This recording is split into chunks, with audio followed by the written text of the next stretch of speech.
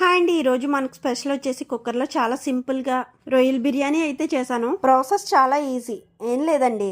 Stove మీద pressure cooker ఒకటి పెట్టేసుకుని ఒక స్పూన్ నెయ్యి కానీ నూనె కానీ వేసుకోవాలి. కొద్దిగా వేడైన తర్వాత పావు కప్పు శుభ్రపరచుకున్న రొయ్యలను ఇందులో వేసేసుకోవాలి. ఈ రొయ్యల్లో ఉన్న నీరంతా ఇంకిపోయే వరకు ఫ్రై చేసుకోవాలి. ఇప్పుడు ఇందులోకి పచ్చిమిర్చి, ఉల్లిపాయ, అలాగే అల్లం వెల్లుల్లి పేస్ట్ వేసుకుని పచ్చివాసన పోయేంత వరకు ఫ్రై చేసుకోవాలి. ఇందులోనే బిర్యానీ మసాలాలు ఎన్నైతే ఉన్నాయో కొద్దిగా వేసేసుకుని, అలాగే టమాటా, ఉప్పు, కారం, బిర్యానీ మసాలా వేసేసుకుని కొద్దిగా పుదీనా, కొత్తిమీర వేసుకుని బాగా ఫ్రై చేసుకోవాలి. నేను ఇక్కడ 2 గ్లాసులు బాస్మతి రైస్ తీసుకున్నాను. అవి కడిగేసి ముందుగా నానబెట్టేసుకోవాలి. కుక్కర్లో చేస్తున్నాం కాబట్టి 2 గ్లాసులు బియ్యానికి 3 గ్లాసులు వాటర్ అయితే కరెక్ట్గా సరిపోతుంది. రుచికి సరిపడా సాల్ట్ వేసేసి ముందుగా నానబెట్టుకున్న బాస్మతి రైస్ని కూడా వేసేసుకోవాలి.